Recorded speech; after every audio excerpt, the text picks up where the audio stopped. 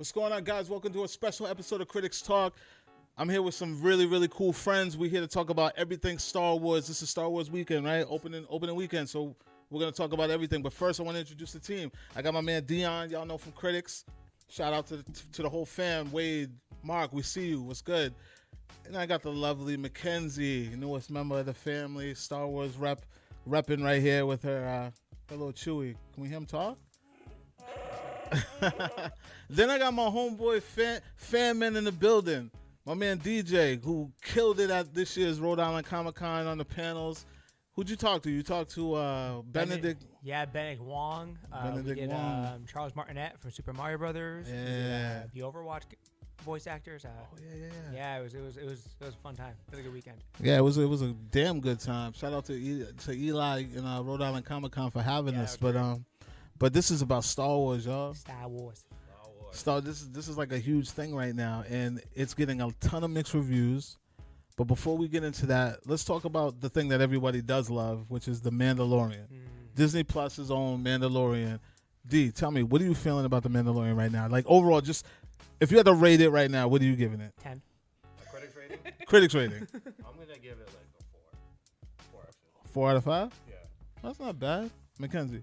4.5 out of 5, hands down. 4.5. I'm loving it. So why are we not giving it a solid 5? DJ, where you at? 10 out of 5. So DJ's the only one that's going all the way. Think He hasn't even seen the season finale, and he's already giving it a 10 straight across the board. So far, it's flawless. Why are you guys not giving it a 5 yet? Flawless. What about that one episode with the farmer? Flawless. With the farmer. Oh. That was pretty bad. No, it's fine. It's all good. That's my only blemish for the whole season, that one episode. I didn't like episode 6 at all. Oh, I heard. You're not the first person to say that. I Someone didn't else care told me that about was a little weak. Which episode? 6. That was It's hold like on. the prison break one. Yeah. Yeah. Oh yeah. The Yeah. one where they kind of like looked like they was gonna set him up. Yep. Yeah. I found that episode really boring. No, it really was monotonous. awesome. That was I awesome. didn't like it. It was like Eh. it was like a fucking super. Oh, sorry. You guys curse on your. Yeah, Oh, dude, okay, men. Okay, I'm good. We then. don't give a Fuck. fuck. I mean, it was like All-Star Central. I mean, you had the Mandalorian, Yep. obviously. Then you had Moss from the IT crowd was the robot. You had Bill Burr in it. You had Clancy Brown in it. You had friggin' Nymphadora Tonks from Harry Potter was in it. Bobby from friggin' Sons of Anarchy. It was like cameo central. So you like that episode because of the stars. Oh, it was a decent episode too. Okay. It's almost like the show. Some people get huffy puffy because it's not like one of these HBO shows where it's like this big drawn out linear kind of thing. It's almost like the old comics used to be back in the day, where you have the same premise, you have the character and the end game eventually, but every issue, so to speak, it's just this other, just like its own little kind of pocket. It's almost like the old Incredible Hulk show. Yeah. You got this guy who kind of goes around from location to location. You know about him. You know about the green guy with him that everyone likes more than him, and then just something else happens every week. That's exactly what it is. It's the old Incredible Hulk show set in Star Wars. And I'll tell you the one thing that stands out to me about this show that I love, that I think is groundbreaking, is the fact that there's like little to no dialogue. It's like all, like you said, scene for scene. It looks beautiful, and you focus more on that in the journey versus conflict. Like no one's really talking, but every once in a while there's like a gunfight. Yeah. Like I just think that's fascinating because it keeps me coming back every week, and I'm sure it brings everybody else back week to week, and it's literally no dialogue. I think not this last episode or the one before, I think 6 was probably the most dialogue I've seen throughout the entire season. Yeah. It was a bottle episode for me. I mean, it wasn't the most effective. Yeah. I think out of the 7 so far, it wasn't the most interesting, but that's fine. I mean, I still love the show. I'm not going to shut it off just because of that one episode. Oh no. I'm totally there for Pedro Pascal's acting. Like, it's so effective. Which there is none. It's so effective. So That's do the thing. you know 90% of the time you're not even watching him in the suit? It's just a lot of head cock. So you guys know who the stunt guy is in the suit, right? Who is it? It's John Wayne's grandson. So to bring the whole like Western kind of fistful of dollars theme that they went for the whole thing, it's John Wayne's grandkid in the suit 90% of the time. The Duke. Pedro Pascal showed up, read his lines into a mic, cashed the check, got the hell out of Dodge, went and did research for Wonder Woman. Listen, for all we know, he probably has never been on set. It's probably just Fair, all vocal, and they could have Yeah. paid anyone to do that. But I Yeah. mean, hey, they're using his name, they're using his likeness, and I mean, I was interested when I heard he was a part of it. just off rip. So I mean that's worth it for them, I guess. They had me at Favreau. He didn't make out like Vin Diesel though. No. But I mean, he probably showed up one day. You're not going to get cast in Star Wars and not go put the suit on. Yeah. That's blasphemy. So Yeah. no, I mean, it's awesome. So I mean, no matter what happens with 8, you definitely know they're doing a season 2. They haven't officially announced it, but there's no way they're not doing a second season. Oh yeah, they already probably have that in plans. They're probably already pre-production's already in play for this. Hopefully you can bring back Taika and Jon Favreau and all these people, because the creative team on that show is was all-star level. So let's talk about what is your favorite episode to date. Like if you had to say this is the one that kept me tuned in. The most recent one. The one that just Yeah. So you had to wait 7 episodes to be like I'm I like in the mic, brother. I like most of them, Yeah. but this one there's a lot of unexpected stuff to happen. And of course it'd be the one that I haven't seen yet. I haven't watched this last episode yet. Because that's why I'm being vague. I was in the theater, watching the. We'll get into it. But yeah, what about you, Mickenzie? Which one? I like the episode, the farmers episode. What's your favorite? I wouldn't say it's my favorite. You know what? Oh no, that is the one where they introduced Cara Dune. So yeah, it was. Yeah, hands down. Because I think she's that was one. the only good thing about this. I'm glad they Oh brought. really? Was it? I'm glad they brought her back, and we'll get into that. DJ, what was your the one that just said it's I'm tough. in? So I mean, episode 1 hooked me right from the start. Yeah, fair to but say. probably 3, because you got the scene that no matter, even you've read I've read a bunch of the novels, like dozens and dozens of them. You never had a full blown complete faction of Mandalorians fighting. So that was when they all showed up at the end of 3. That was awesome. That was like the good. Oh moment. yeah. You got that. The That was when he officially went rogue. Yeah, just but kinda... you had the entire tribe show up and cover him, and it was obviously the heavy duty Mandalorian, voiced by Jon Favreau. Black Series figures coming out, Best Buy exclusive. Look at that. I think he might be getting a check. This is the way. The Mandalorians, they all look awesome. Obviously, the armor set's real cool, but Beautiful. yeah, I mean they're all good though. Cool. So yeah, talking back to what's her name? Cara Dune. Yeah, Cara Dune. On the show. I said when I first saw her in that episode, I didn't know if she was going to come back or not, but I was so glad that they brought her back because I feel like they have a lot of solid cameos, but it's like they're there and then they're gone, and I'm feeling like is that just to get us to watch it? Like they don't have to at this point. I think pretty much everybody is sold. But did you guys feel like there should have been a lot more episodes with certain people like Ming-Na Wen? One of my favorite actresses, stunt women, she kicks ass all the time, and I feel like that they just put her in the throwaway episode. She'll be back. She'll be back. I hope so. No, she'll be back. You think so? Yeah. Okay. Yeah, I can use Mulan in one shot and get rid of her. Yeah, they can't do that to her. Well, they also somebody grabbed her at the end of the episode. Yeah. So oh she's yeah, gonna yeah, come yeah, back. yeah, yeah. Wearing Boba Fett's boots, by the way. Yeah, So yeah. Maybe we're gonna get. Look a at this Boba guy knows all the way Fett. down to the boots. And we're in season 1, so there's still a bunch of time for development, and who knows what those do. Yeah. Yeah. They're avoiding the Game of Thrones problem where you're gonna burn all your matches right off the bat, and then kind of have to backfill. They're taking it. I mean, the cameo thing is because Favreau's got a bunch of buddies like Amos Sedaris and all them just showing up, but basically anyone who wanted to be in just called I'll come do it for free or whatever, for scale. So they just showed up, like Brian Posehn, Horatio Sands. All these guys just show up because they're Star Wars people. So I'm enjoying this. So what are you guys expecting in this? We have just the one more episode left. Was next week with one more episode left. What are you guys expecting? What do you guys want, Dion? Mando takes his helmet off. It's gonna happen. They already said it's gonna happen. We're gonna get a Baby Yoda origin story. We're gonna get Mando's helmet off. not in that episode. So is this Yoda? No, it's not. No. It's not Yoda. No. So why do you think we're gonna get a Baby Yoda origin? Because Jon Favreau already said there's gonna be an origin story episode. Okay. And what's interesting is Yoda and his people in canon. Nobody knows much about his people. So they start to share some of those secrets. That would be interesting. I hope E.T. makes a cameo.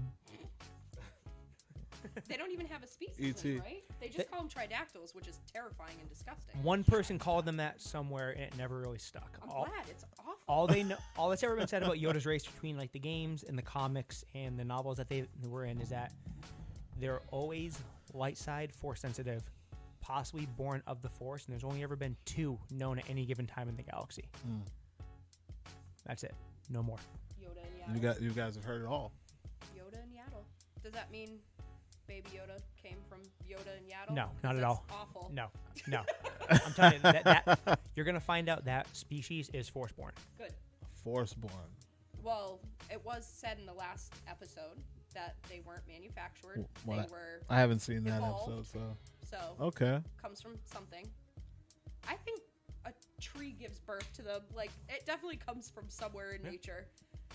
That'd be cool. So DJ, what do you want and what do you expect? So I'm expecting to be left with some kind of cliffhanger as to the what happens to the baby. Basically, keep us watching, of course. They're gonna leave it at a cliffhanger.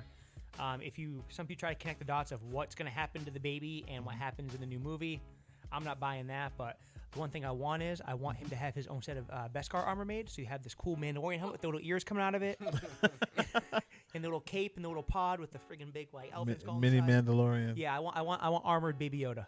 Armored Baby Yoda. Yes, and I want all the and like a metallic green. Ooh, yeah, there you go. Bear next year. Hell yeah.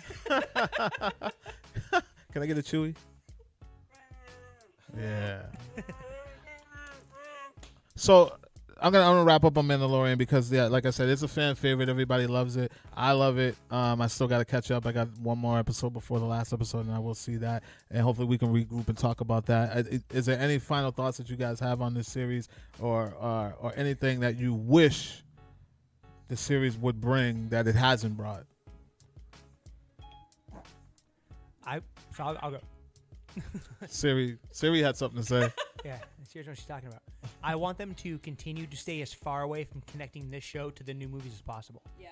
I want them to almost treat it like an Elseworld. Like if you're a DC Comics person, you know about like the Elseworld series. Just keep it kind of off on its own. Obviously, it's in the same world. The same events are unfolding around it, but it's out on the outer rim. It's away from up until, now like there's not a ton of like Empire, New Republic stuff. They mention it, but they're always on like smuggler territories and stuff like that. Just keep it out on the outskirts. Don't try to pull it in and tie it into like Force Awakens and that setup. That's a mistake. I don't think that matches anyways. Well, it's 5.5 years after Return of the Jedi. So if you go a couple more years, you start skipping a couple years in between seasons, you possibly could get to that 20-something years after Return of the Jedi when Force Awakens starts, but don't. Yeah. Just keep it its own thing. It's good the way it is. So there's no characters that you want to see crossover at all? No crossovers or nothing? You just want it to be its own canon, stay alone? You know what I mean? I mean, none of the new characters. I wouldn't mind seeing, if you wanted to bring some of the, like maybe Nia Nub or... Like species. Rebels. Oh, yeah, bring Sabine. There we go. Good call. Yeah, I want Sabine Wren in it. That's what I want. Okay. Yeah, bring Sabine Wren in. That'd be amazing. What about you, Mickenzie? Anything? Anybody? No, you like it just the way it is? I like it just the way I'm fine. I'm fine with it just the way. Keep Mando, keep Kara, keep IG-11. We're good. I agree. Like, I don't think it should connect with anything. I don't want it to spill over into anything, and I hope that they don't do that in the future just to sell the future movies because of where they are right now. Yeah. The state that the movies are in right now, the episodes are really, really struggling, and so they need to keep what's working away from that. Yeah. I think don't try to help it. If you guys are out there listening, don't try to help it. So, I mean, other than that, I'm cool with it. I'm cool with Mandalorian. You guys let us know what you think about Mandalorian. What you guys expect and what you want to happen in the final episode as it comes next. It's going to be right after Christmas, right? They're not going to take a break or anything, right? No, I think it's 9 days after, so it's going to be the 29th, I think. Yeah, 29th? right after Christmas. Leap year. Yep. On the leap year. All right. February. Oh yeah, duh. Look at me. I'm already in the future, guys. I'm already in 2020. Yeah, no, it's the Friday after Christmas it comes out. Yeah, my mind. Done by the end of the year. I can't wait. Yeah. But let's talk about the elephant in the room. It's Star Wars weekend, which is why we're doing this. The new episode dropped. Rise of Skywalker. Dion, off rip. Going in, what did you expect and what did you walk out with?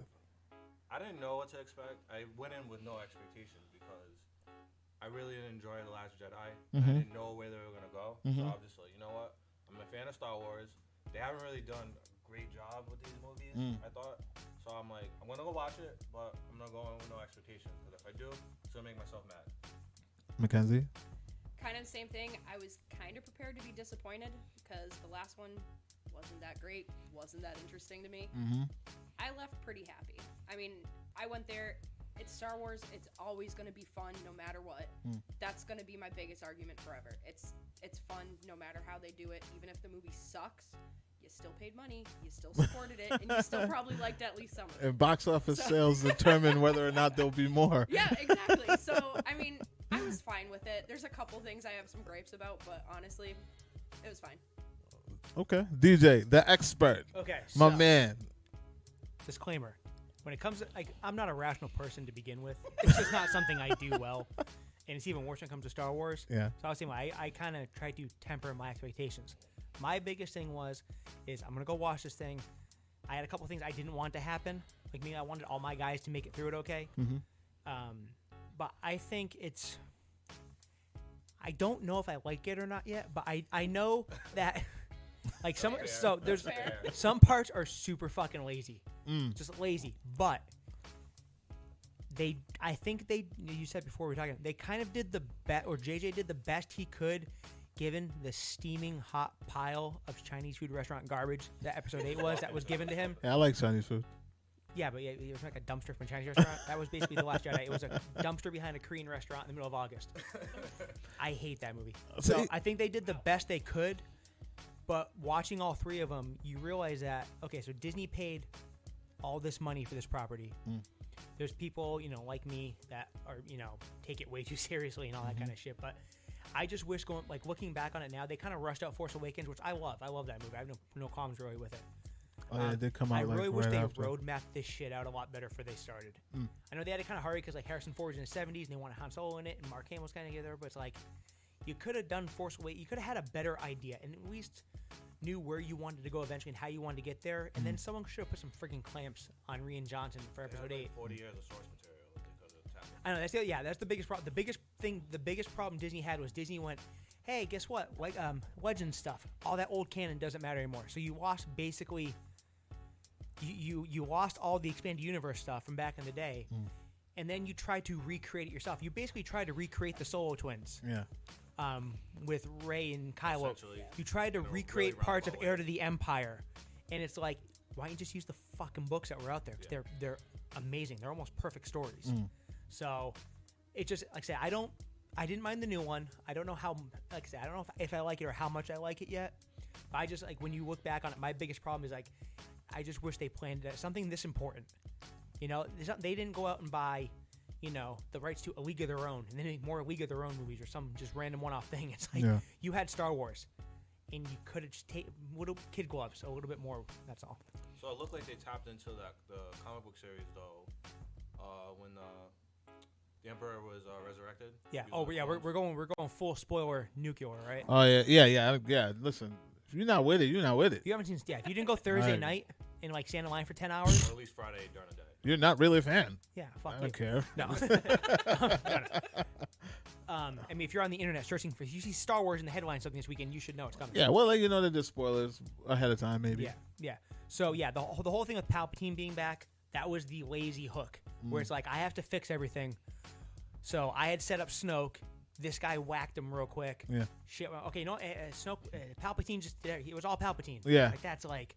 Yeah. So the biggest problem with that is, I'm gonna go off on a tangent now. So, the biggest problem with that is not only was it a lazy tie between 7, 8, and 9, is by Palpatine not being dead, you kind of discredit the entire Anakin Skywalker prophecy because he never brought balance to the Force because Palpatine never died. Yeah. So you basically just take Darth Vader, Anakin Skywalker, the whole basis for the Star Wars universe, and throw it out the window. Yeah. But I think any continuity was thrown out the window a long time ago. I know, but still, you could have tried a little bit.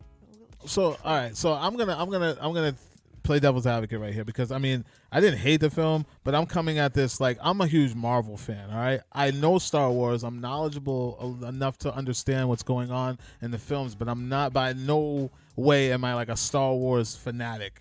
So when I see real fans out there pissed and saying that this movie sucks, I don't understand why it sucks because I'm looking at it as a movie done well or a movie that just continue the story that I grew up on when I was a kid. I don't know the comic books. I don't watch the cartoons.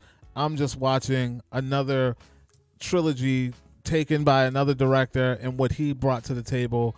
And I'm okay with it, but my problem with it isn't plot holes and continuity. So when you guys say that it sucks, what is it that really just makes this shit not work for you? For me, this movie plays a lot like the last season of Game of Thrones. It's just rushed. Stuff isn't too well thought out. stuff doesn't really fit together, and it's just like, let's just close this chapter and move on and call it a day. Just get some money real quick and cut their losses. Yeah, cut their losses. That's what it feels like to me. Okay, and then not taking care of beloved characters along the way. Got you. So I'm gonna tell you guys my problem with this movie. My problem with this movie is not all that stuff, because I don't understand that stuff. Sorry. My problem with this film is that it has the Disney formula written all over it.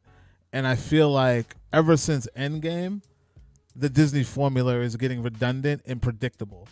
This movie was extremely predictable. Not even knowing half of the things you guys were telling me about, but just watching it and following it through, I knew exactly what was going to happen. I knew exactly who was going to be alive. I called the switch before I even watched the movie. I knew that one of them was going to change sides. How about the one-liner at the end? I knew that in the beginning of episode 7. Oh, like when she took the name? Yeah, so that was bullshit. I didn't see that a mile away until the scene came, but I knew, because up until that point, the title of the movie made no sense to me. And I was like, The Rise of Skywalker, how? They're all dead. So once I saw that scene, I was like, and where she was, I was like, all right, this some way, somehow, this is going to tie a bow on the title of the movie. But for me, the Disney formula is just getting redundant. And what I mean by their formula is nothing, ever since Endgame, and I keep bringing this up, ever since that On Your Left scene, nothing beats that.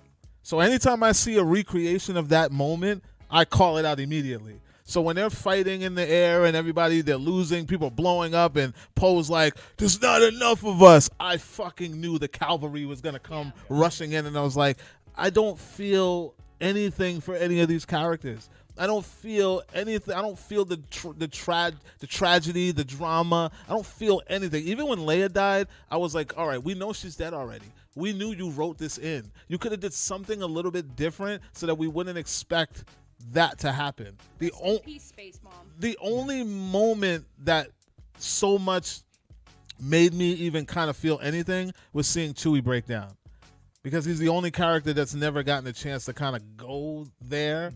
So to see Chewie sad was like, damn, Chewie fucked with her like that. You know what I mean? Like, that's Chewie's heart.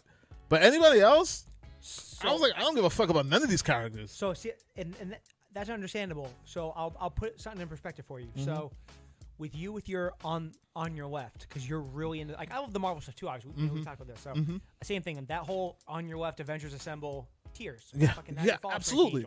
For Star Wars people, the equivalent of that was on your, Marvel would be like, oh, Falcon came back. It was when Lando comes through and they start attacking. The second X-Wing pilot they show, the old guy. Yeah, I remember that. Wedge Antilles. Yeah. He's on the back of my hockey jersey. If you're a Star Wars person, Wedge Antilles was Red 2 in the Attack of the Death Star. If you read any of the Expanded Universe stuff, Wedge Antilles was the general of Rogue Squadron. Okay. The Rogue Squadron stories are amazing. He's in the N64 games and all this stuff. So bringing Wedge back, who, when they were doing Force Awakens, they wanted him to be like one of the generals in the Resistance. He said no, he didn't want to do it. Who is also Ewan McGregor's uncle. Okay. Star Wars moment. So the fact that they got Wedge back, and so it was good fan service, but that's the thing, you guys got Falcon back. We got the last one of our guys back. Okay. From the old stuff. That was the biggest thing to me, was I wanted my guys to make it out okay. When, like I was telling you guys before we started recording, when she blasted the transport and I thought Chewbacca died, I almost kicked, I could have kicked the baby into a fucking volcano.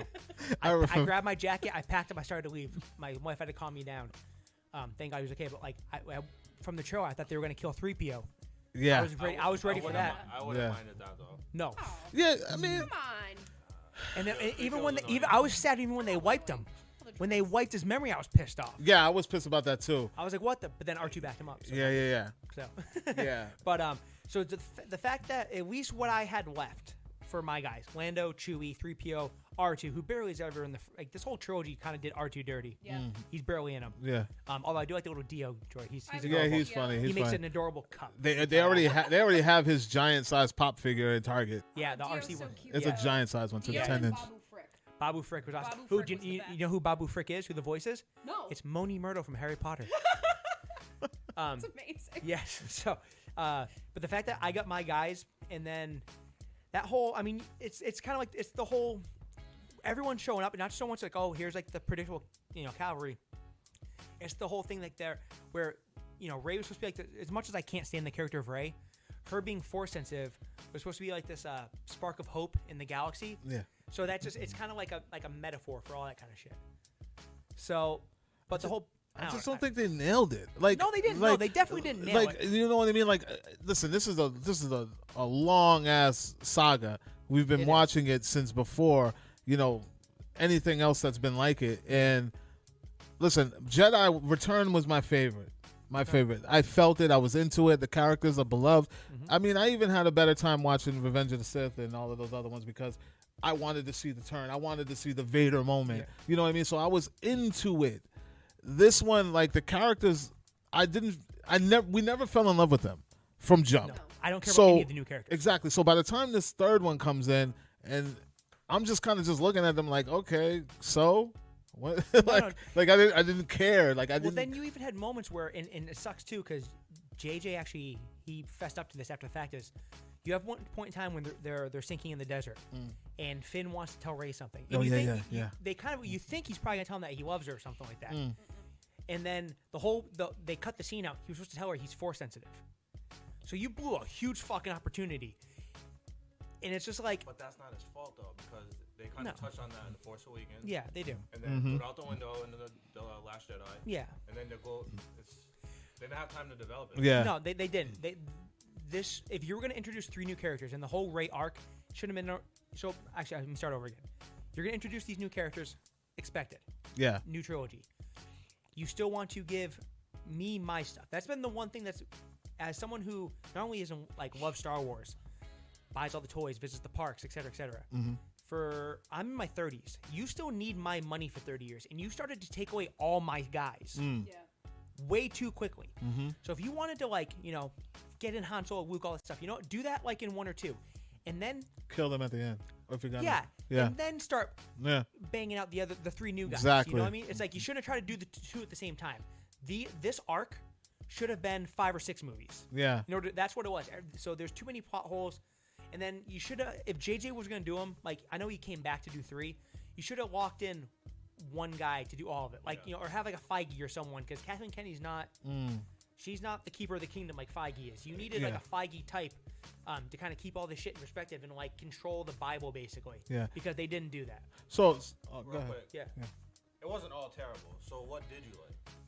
Okay, so I said Wedge coming back was a huge plus for me. Chewie getting his medal at the end finally, because that was a joke. Cried. But how they did it was kind of like, it was kind of lame. Let's throw that in there. So the biggest problem was that Leia was supposed to be the one that survived throughout these movies. I think I read somewhere that he said that the plan was for Leia to be the last Skywalker and Leia to take your kid out. Leia be the one that actually ends up bringing the balance to the Force. Couldn't happen. So I like the fact that like I said, all my guys survived.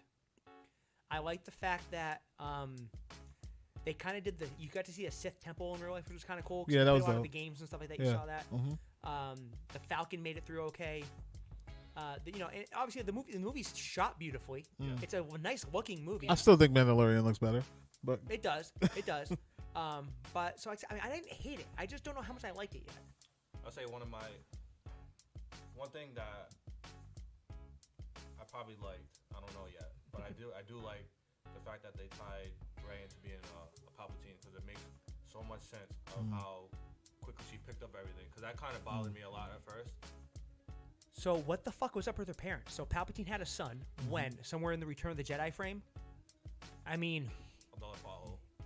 And where the fuck was this guy at? Like, what? He couldn't do anything? He was like some fucking farmer in a desert? That makes no fucking sense. Well, going back to lazy fix. Going back to Force Awakens, when she picked up everything so quick, and you're like, who the hell is this chick? Yeah. And why is she so good so fast? Yeah. I can kind of live with this a little bit. Yeah. It sits a little better with me. But that's true, because I hated the fact that she could, like, Luke Skywalker, the son of Darth Vader, could barely lift a fucking backpack like 4 years in, and she bitches juggling mountains. I don't ever recall anybody questioning who she was until this one.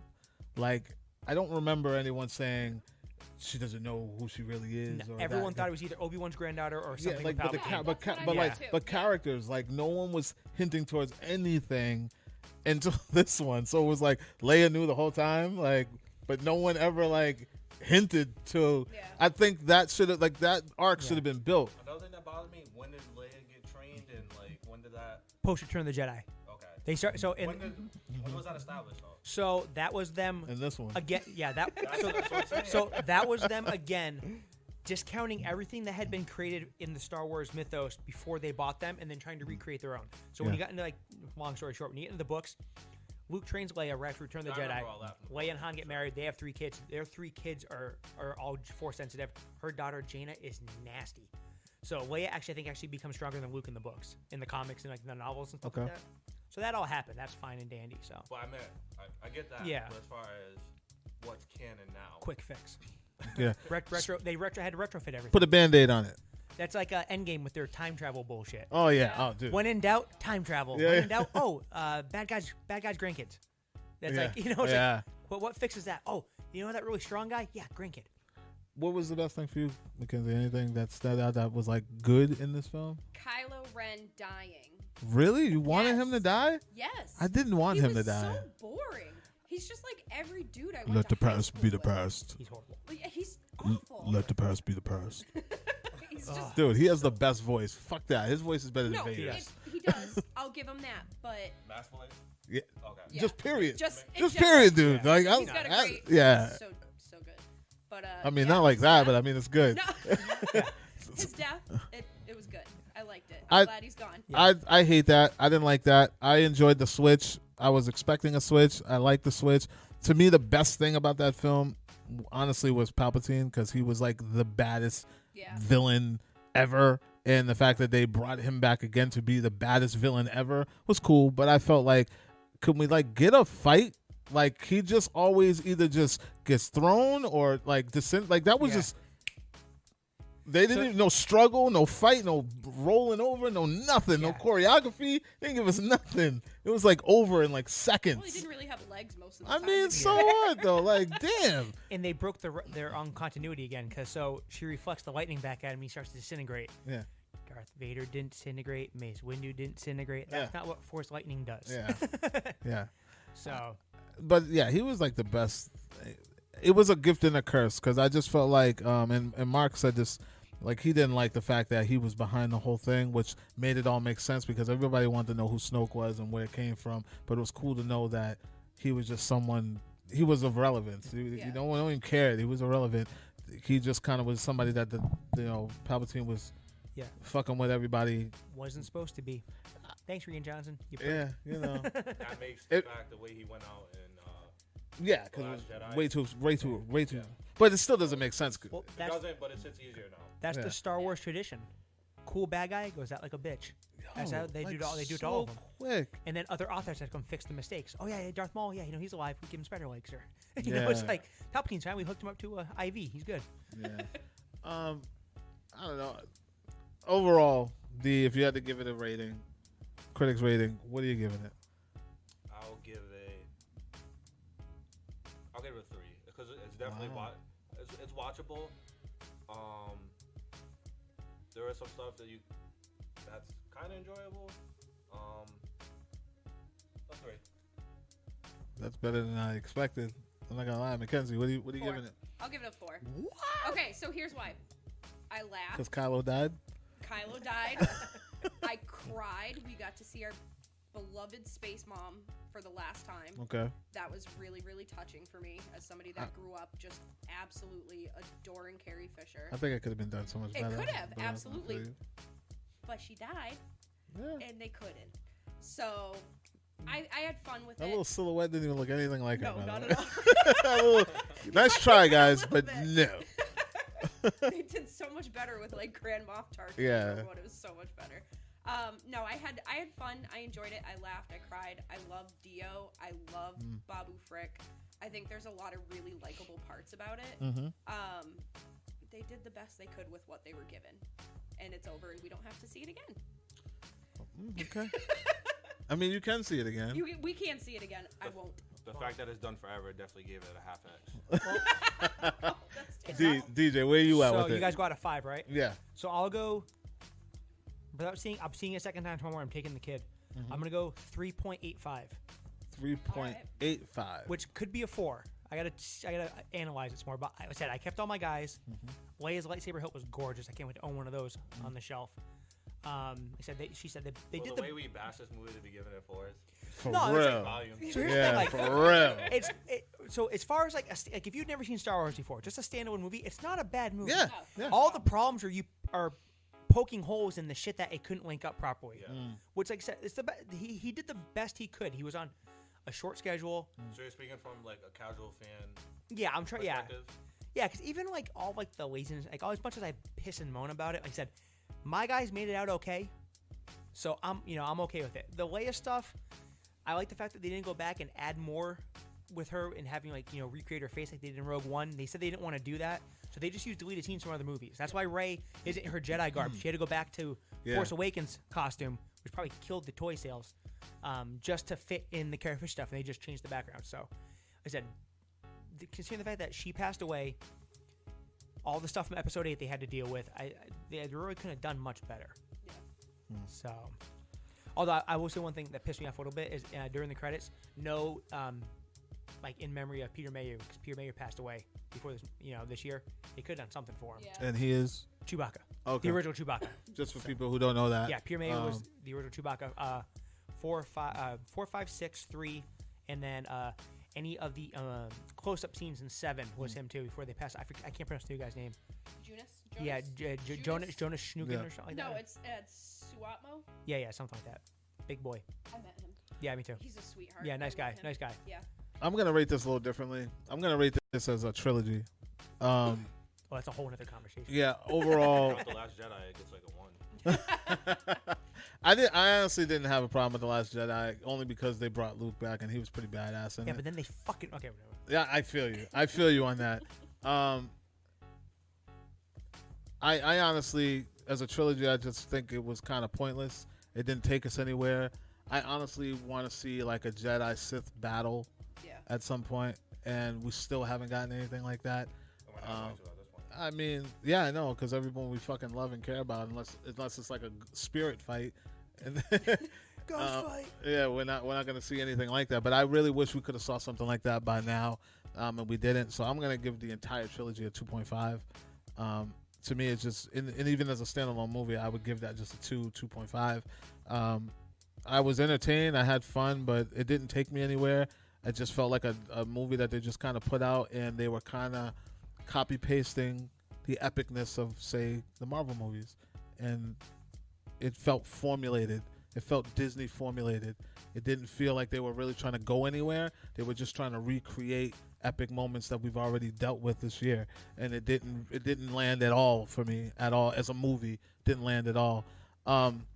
Real quick before we wrap up, one of the main questions that I'm just floating in my head is, who do you guys want to see take over the next trilogy?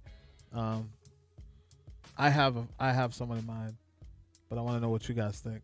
Who would you like to see? I just want to, before that, like, what are they going to do for the next show? I mean, that to me, that would all depend on who's going to do it. I don't know. I don't have anyone in mind. No one? DJ? Anyone?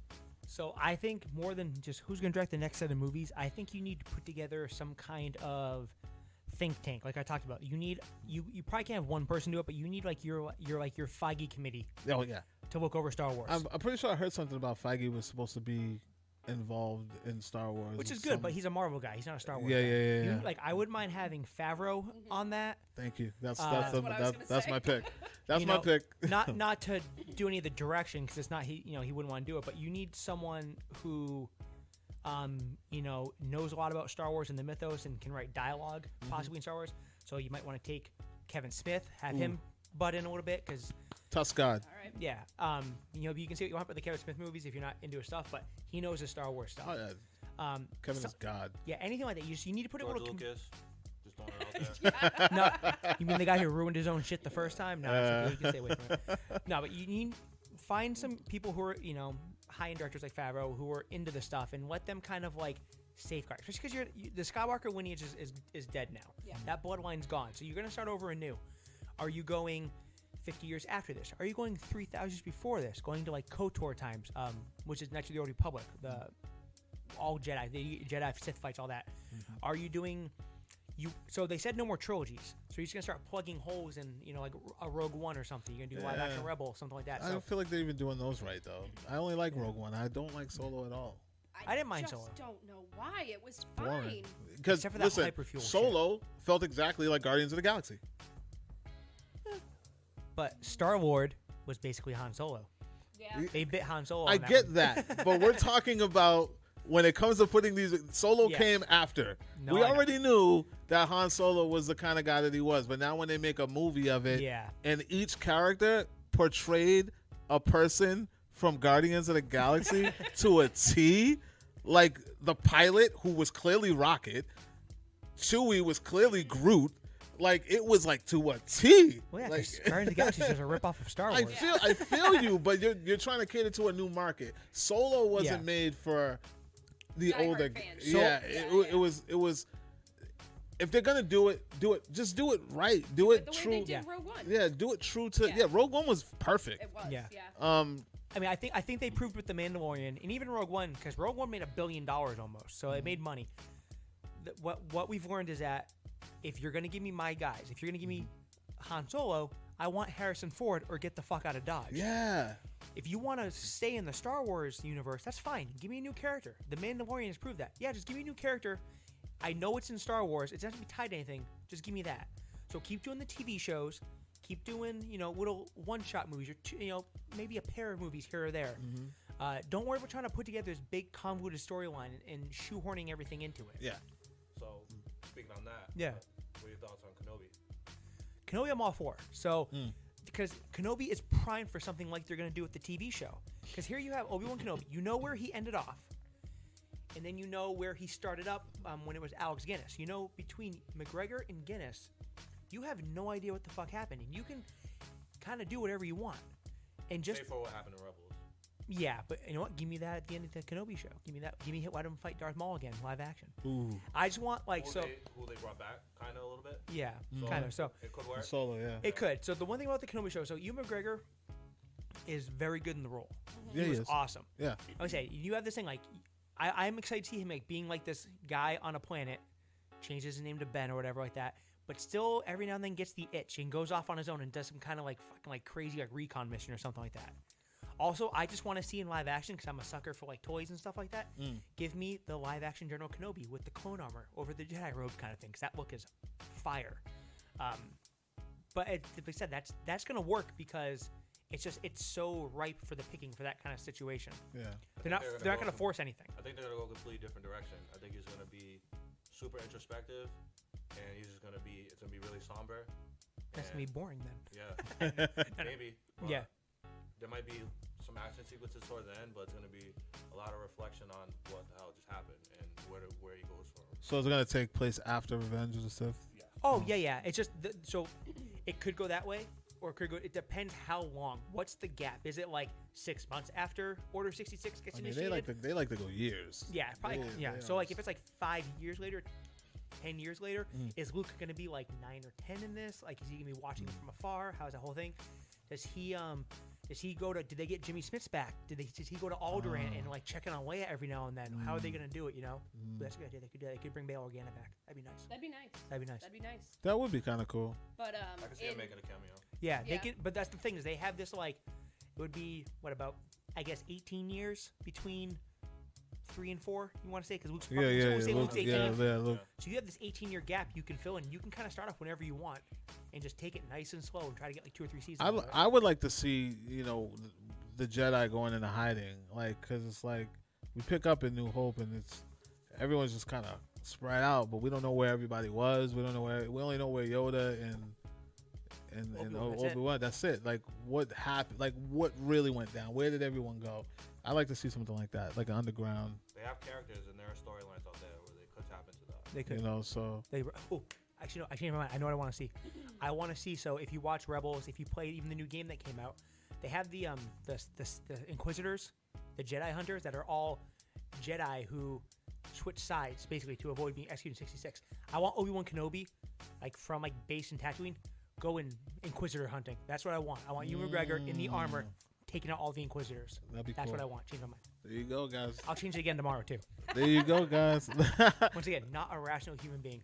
So let us know what you guys think, or what you guys are expecting, what you guys want from the newer Star Wars movies that are coming, even Kenobi, and how you felt about the hot garbage that everybody is calling the Rise of Skywalker. The hot garbage that is getting forced. Yeah. I don't know. Yeah, forced. Hey, it's gonna make $200 million this weekend. It's gonna It's gonna do its numbers because the thing about these fans is everybody wants their own opinion. I mean, I know people who kind of unplugged from the internet because they just didn't want to deal with anybody hating on it and just want to go out and check it. Yeah. I mean, it's a cool movie. It's Star Wars. Go check it out. Make your own opinion. We're not saying don't go see this movie. We're just saying that others expected more from it than others, and that's just that. So I have nothing else to say unless you guys got something else to say. All right, this is Klep, Dion, Mickenzie, and my man DJ, FanMen in the building. As always, Critics Talk. We're out. We want to make sure that you guys wake up, be passionate, create, and repeat. We out. Peace. Bye. Bye.